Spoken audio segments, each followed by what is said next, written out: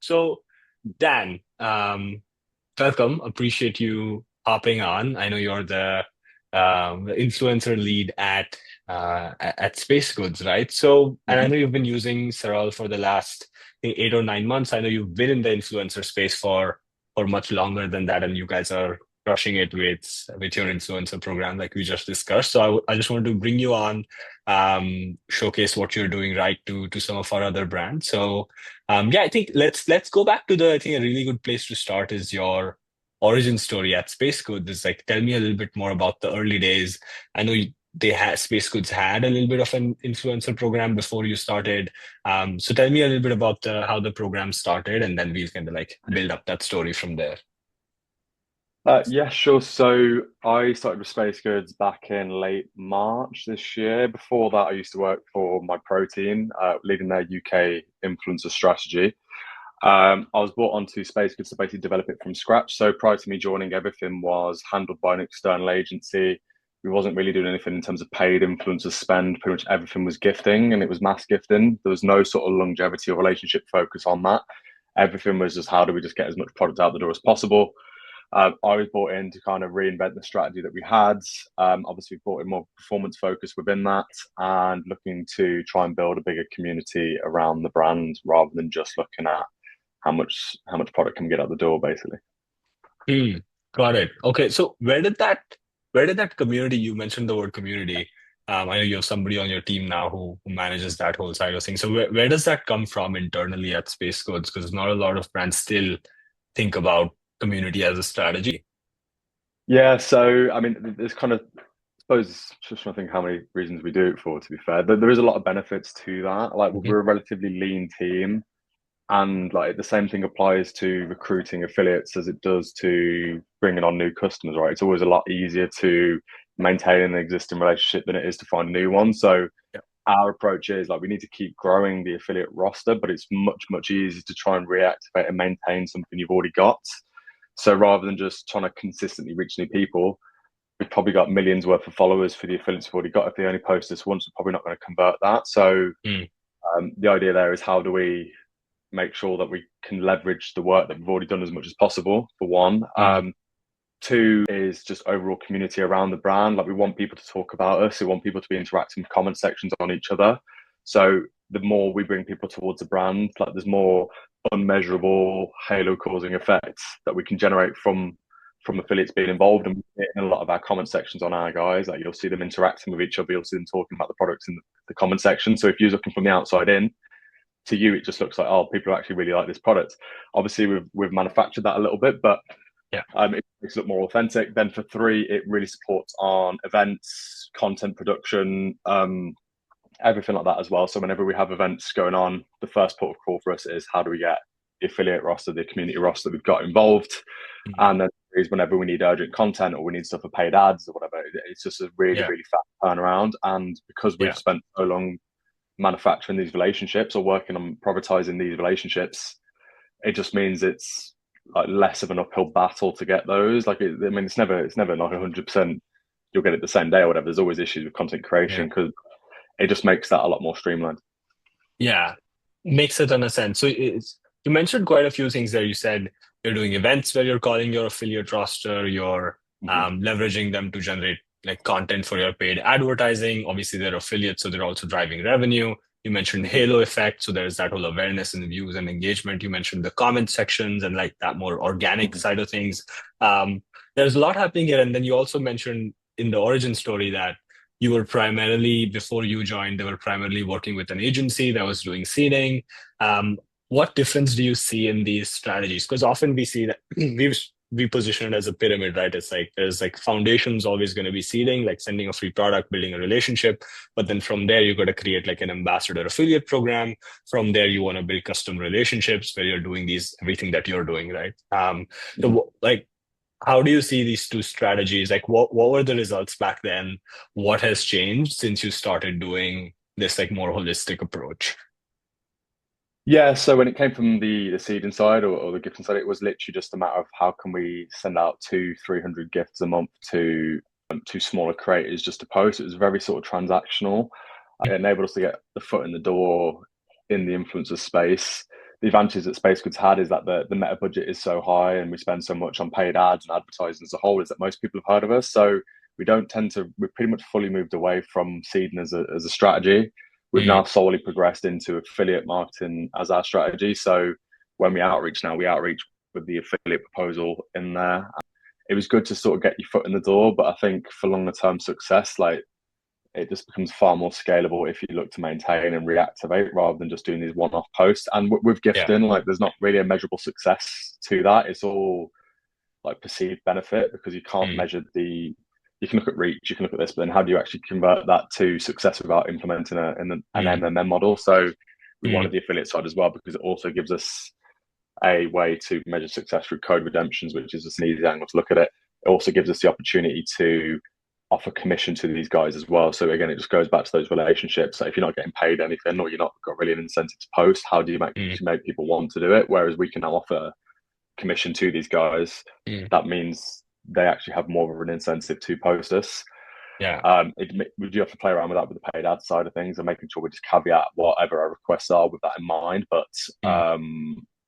it to me, it just in terms of longer term, you're just better off doing that because it just means you're just not just chasing your tail round and round, just doing the same thing month in, month out with this. We can actually try and build something where we can get to the point where we've got 2, 3 thousand people that we can consistently rely on to produce content. Yeah. Whereas, if you're just sending out, you're going to get you're pretty much just going to get the same results month in, month out. Yeah. Yeah. You're not building a compounding asset with the seeding. It's just kind of like if they post and then it just stops there, and then every month you're just seeding more Exactly. people, and it's like a rat race. It's like a treadmill to Exactly nowhere. that. So Yeah. yeah. So we wanted to Uh, turn that off. It's been a bit harder to set up and to get it rolling, but now it is cooking. It does show the benefits in terms of overall post and stuff like that. Yeah, and often like seeding serves as a really good awareness engine for brands because if you seed Yeah. out, like you said, like 200 products, 300 products a month, people are posting, you get a lot of awareness as a result. But like you said, I think Spacegoods was unique in the sense that because you're spending so much on Meta, like your market already knew of you. So the priority of influencer shifted from doing a lot of seeding to building this community. Am I It does. summarizing that? Yeah. Yeah. It still has a space to be fair. Like we just Yeah. have the network now where we don't need it. So I think when you're kicking off, it's good to do Yeah. it just because it gets your products in front of people as much as possible. We did leverage it when we've had product launches where we'd still do seeding to an extent just to try and get it under the. If we want to target a really specific niche, we'll still do it. Yeah. But generally, what we're doing now is as we've grown it more and more, is we've pivoted away from that. So even on product launches, we tend to like focus on how do we recruit these people in this new Mm. niche as an affiliate Mm. rather than as a gift in person. So it does have a space, and I think it is important. I think Yeah. we're just probably at the point where it's less of a priority than it would be to actually sign that individual on as an affiliate, rather than it would be to just give them free products and kind of cross your fingers. Yeah. Yeah. So we've just kind of progressed past that. I think. I mean, maybe it's something we need to do more, but just from a time and with ROI perspective, it Yeah. just makes more sense for us to kind of pivot that with the resource we have. Yeah, totally. It's just more predictable, right? So oftentimes, like one of the things that we hear from other brands is when you reach out not for seeding, but for an affiliate program, there's this pushback from influencers, and we're getting a little bit more tactical here, right? So like there's this pushback from influencers saying, "Hey, I don't do affiliate," or "I can't work for affiliate commissions. I need flat fees." I'm sure you guys face the same, despite having a lot of awareness in the market. Like what, how's your affiliate program structured? How do you typically counter these? Maybe that initial resistance from influencers towards like because affiliate tends to be that, how it is, right? In the influencer space, it's a little bit like that icky connotation with affiliate. How are you guys strategically sort of pushing against that or working around that?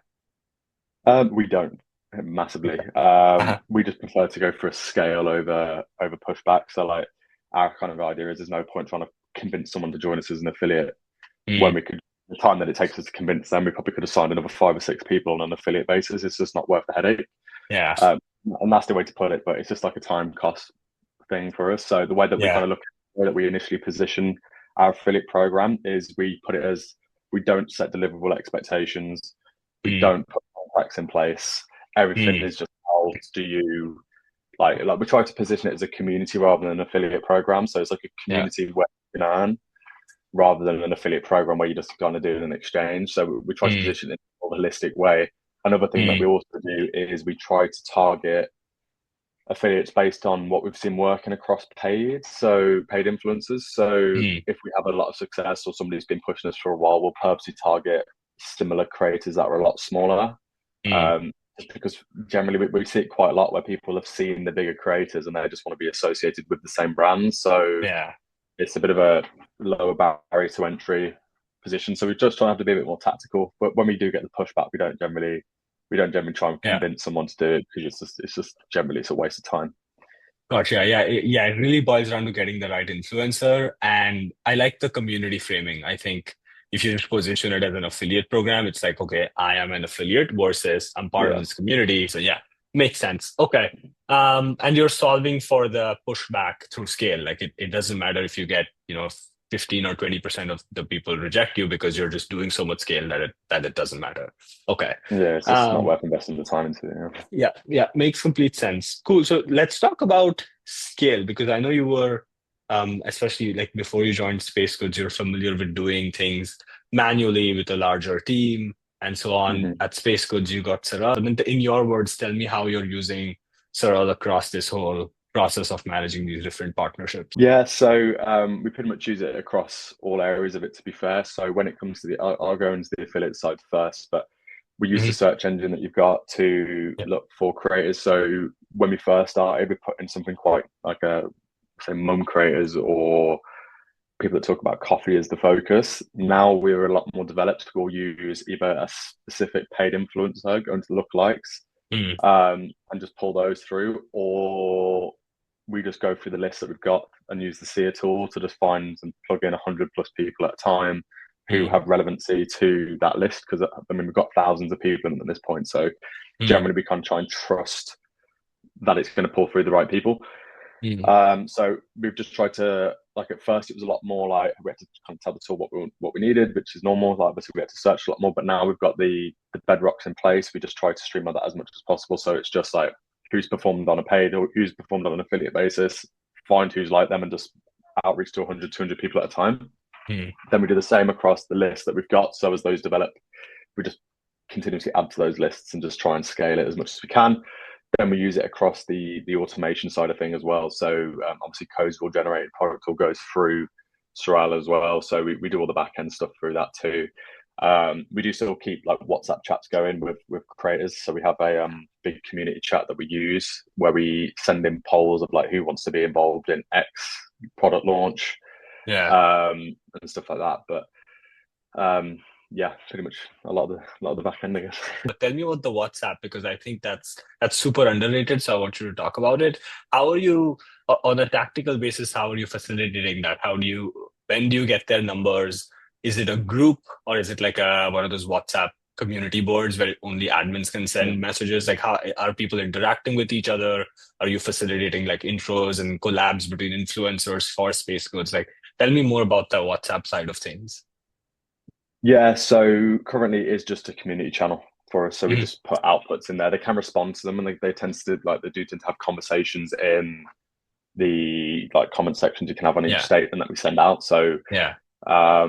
we just use it as in terms of how we get the numbers, we Mm, request it as part of the onboarding process. So in order to even get the product, we have to get a number that we can add. mm, So then we add them to that community channel. Once we're in there, we just output updates and new product launches, events, or whatever. That all goes through mm, there. We give them the option to respond. We use like emoji reactions to see who wants to be involved in certain product launches, but we are changing that to Google Forms. mm. Um, and then we are looking at potentially starting specific channels for creators to actually have conversations, but I have seen that backfire across previous Mhm. businesses I've worked at. Yeah. But Start I'm always a arguing little or bit what 50-50. happens? No, I mean, I hope it never happens. Like, Space Goods Yeah. shouldn't have any issues for this to happen, but I've seen it Yeah. where brands, like, if they make a small if they make a cock up, basically, it Yeah. turns into an absolute uprising. So it's a bit 50-50. So Yeah. I'm always half and half about giving the framework to do that. So what we're trying to work out now is if we do those groups, how do we build them? Yep. Um, who do we put in each one? Do we break it down to segments so it's not everybody in one? We do like 10 different groups, at which point it gets quite heavy and quite hard to manage. So that's what we're thinking about at the minute. Gotcha. Okay. Yeah. It's a really good segment. I think that'll be valuable. Okay, cool. So like just shifting gears back to Sarah a little bit. tell me also, you mentioned the search intents, like you were initially using the keyword searches and like finding Mhm. moms or finding coffee people and so on. Now you're the lookalike is what, so like the vastness of the search intents is helping you. You also mentioned scale early on. So tell me more about like, because you've done this without a platform. So like, can you describe what sorts of scale you were getting at before Saral? And then what sort of scale is Saral enabling for you? And then also describe like the team structure and things like that that you can do it with much lesser people and so on.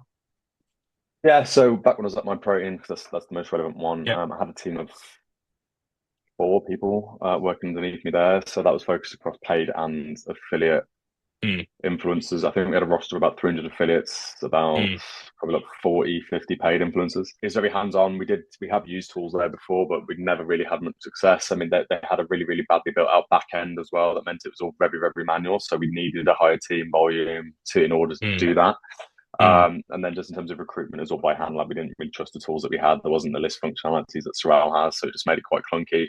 mm. Um, Whereas obviously when I moved to when I moved to Spacegoods, that we didn't have the budget to just waste on staff.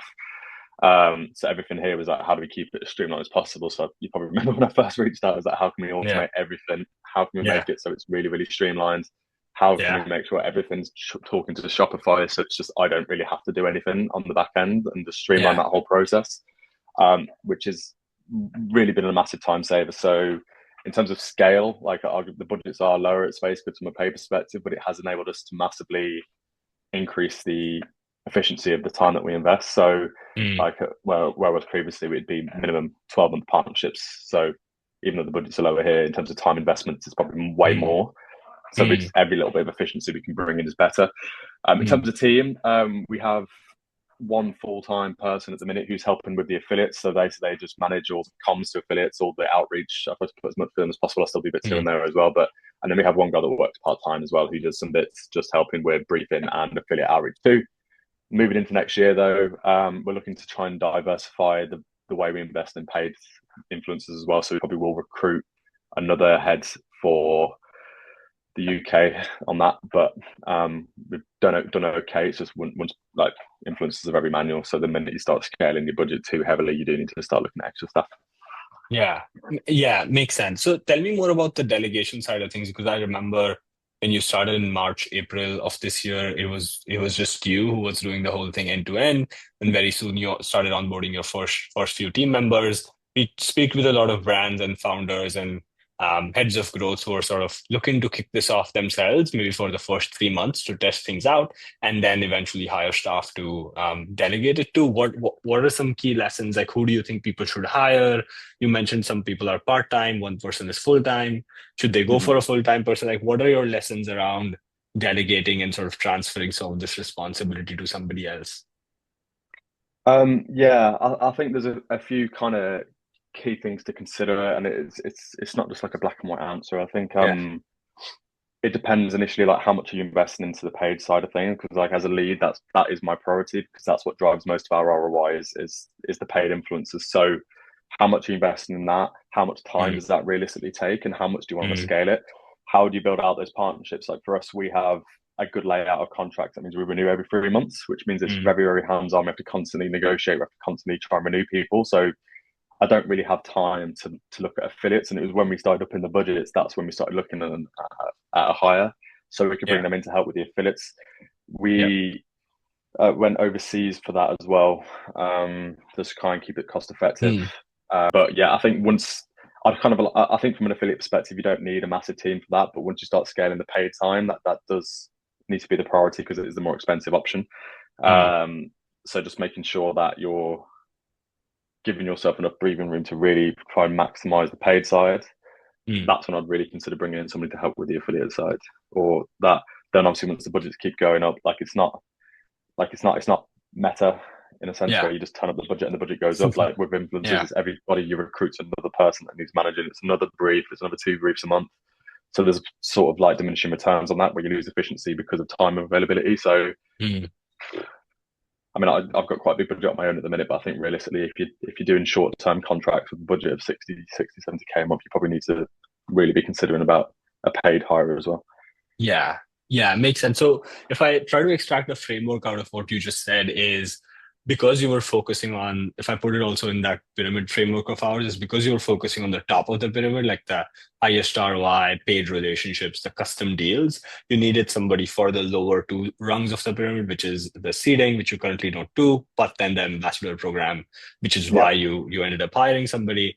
And then you also said that you hired overseas because it's more cost effective, and then you can delegate that. Got it. And then do your affiliates then become like, do you have an out like a graduation from like a high performing affiliate for 3 months? Do you then do a paid partnership with them eventually, or that's a completely separate motion that you've got on the paid side?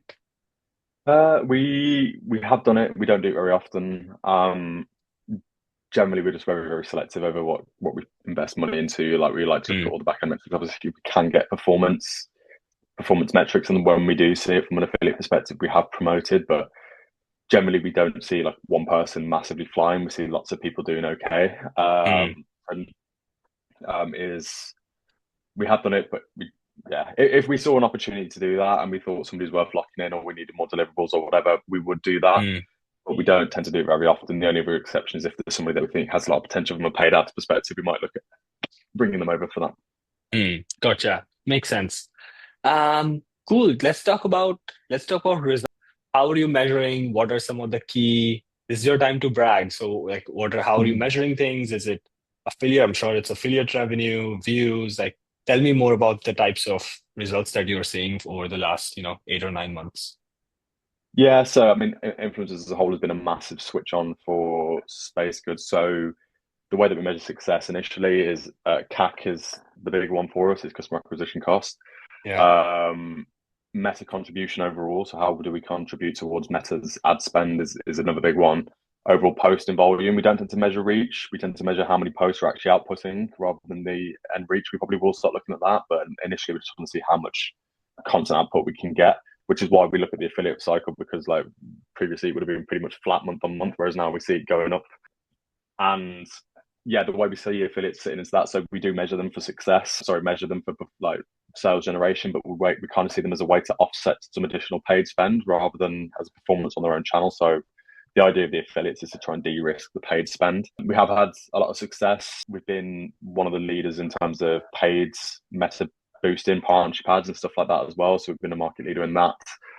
And I think it just goes down to like we're just doing it at such a scale, trying to be as open-minded in terms of what we boost as possible. Like I know a lot of brands just look at what performed organically. We don't adopt that mindset, Mm. and it just enables us to test stuff that hopefully everything works. Yeah. Well, that's very good. I really like the way you framed affiliates as a way to de-risk the paid spend.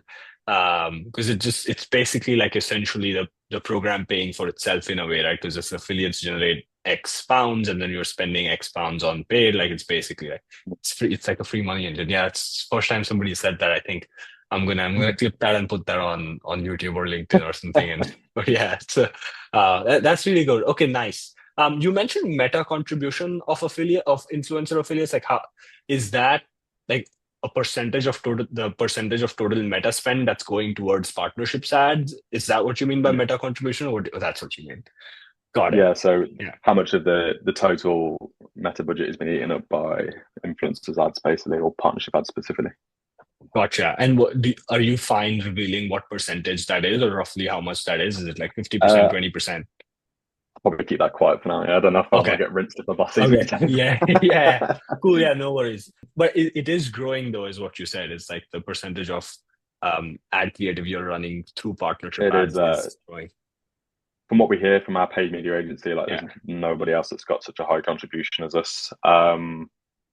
Nice. It, it is. It's a bit up and down as a contribution, but generally it's on the way up. Yep. Like we Yep.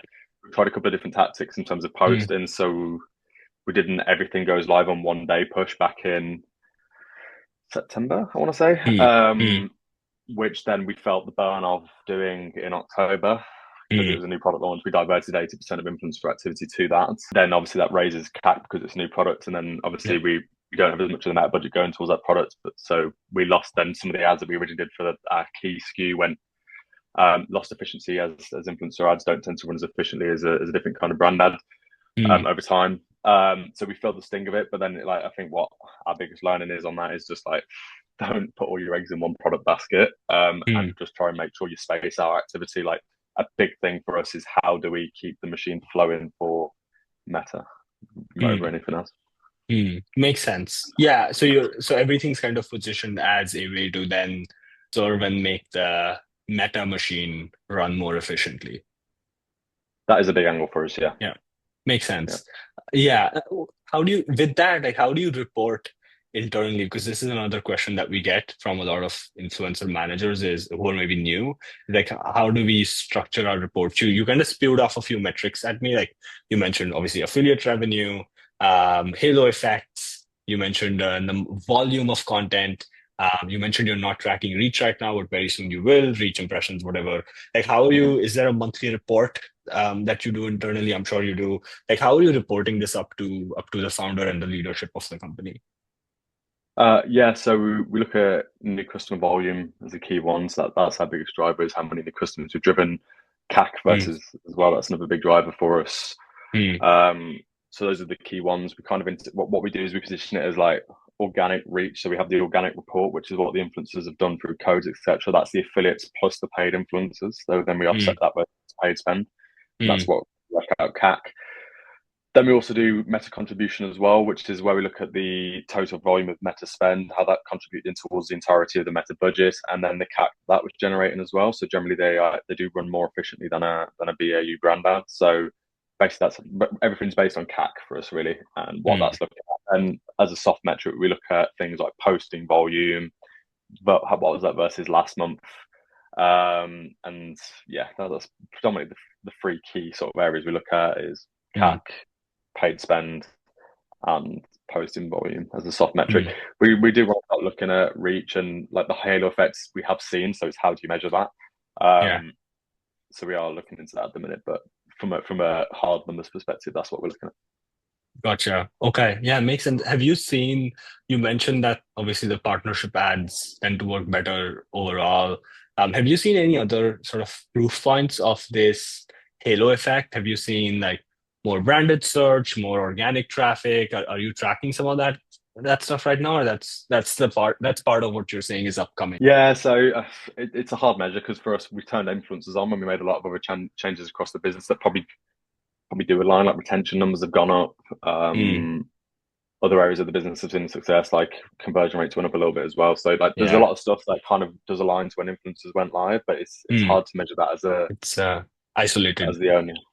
Yeah. Yeah, so it's not Yeah. like there was one on switch at the time. So Mm, there probably is some facts like hey effect to point on influencers, but we can't take the yeah. full credit for that with everything else that happens. So that's why we just look at the numbers because like as much as it probably was or does have that positive effect, Yeah. it's very, very hard to prove that without the MMM model, and even then it might have holes. So Yeah. you try to think about it as like in isolation at first, and then just Yeah. look at it as a business. Why does the efficiency gone up as a whole, rather than Yeah. treating influencers as the sole isolation plan? Correct. Correct. And I think it doesn't even have to be isolated, right? I think a lot of influencer marketers want, like, obviously, like, we want to take credit for our work, but then naturally, especially if you're a younger, like, up and coming emerging brand, like, there's going to be 15 things that change across the website and the Exactly. product and the offer every single week. And it's like, you can't really attribute it, but you know it has some contribution to it. Right. Yeah, So, yeah, makes I sense. think we look at company wide efficiency over individual channel. Correct. Makes complete sense. I think that's a smart way to do it. Cool. So maybe one of my last questions to you is what it seems like influencers have played a huge role in space goods marketing in terms of reducing CAC, retention, like everything that you just said. Where do you see it going from here? Like how do you see this becoming almost like because we're seeing a lot of community-led brands where people buy brands purely for the community, and it seems like that's the direction you're going in. Like where do you see community as a moat for space goods? Like, what's your sort of 2 to 3 year long vision for the role that influencers play in space goods' growth? Yeah, so yeah, I think the way we kind of want to envision it is like from a channel perspective, we want influencers to be a massive on channel. It's a way to forward into new demographics as well. Like we want to see us going into obviously we targeted the mums quite heavy. How do we unlock new channels within that next year as Mm, well? So we're going to start trying to unlock that more as well, test out new niches. It's a really easy way to test a new demographic or new audience segment that we've not looked at. mm, From the community segment, it is a very big angle for us, and we do want to keep building that. mm. Um, so that's going to carry on into 2026 as well. Then alongside that, it's how do we start looking at bigger names and stuff like that. So there's not really like a set growth plan. I mean, it is very startup culture. So what the plan is now, it Yeah, might change in 6 months anyway. So yeah, we try to just think quarter by quarter, to be honest. But as long as we are maintaining the growth of the community, performance numbers are going up, we can start looking at testing new niches. We've had a lot of success in the areas where we operate now. So how do we start branching out and opening up, unlocking the business into new demographics? Um, that's kind of how we want to position influencers as one of the um, forward segments of that, and how do we mm. test new areas that we've not thought about before.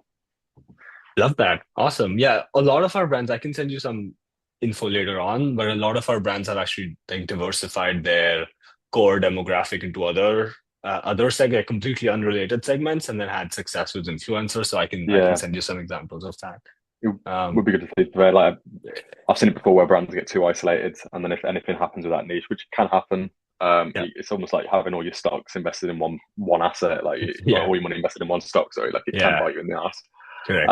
So it's like de-risking over time. So everything that we try to position, how do you de-risk as well? How do you make it more efficient? How do you grow efficiency over time? Stuff like that. Yeah, love Then it. eventually Awesome. emerging markets and stuff. Yeah. Cool, dude. I think if what like tell me about Saral, like what's your if someone's watching this, usually people are gonna watch this when they're one looking for advice on influencer marketing or two, they're evaluating Saral.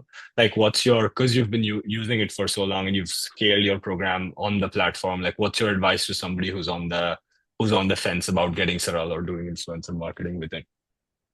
Yeah, no, good question. To be fair. No, I really, really like it. Like we went to market, reviewed a lot of the different offerings in the space before we chose Saral, and I think like just not only from a cost-effective perspective, it was just in terms of the way that you guys integrated with Shopify.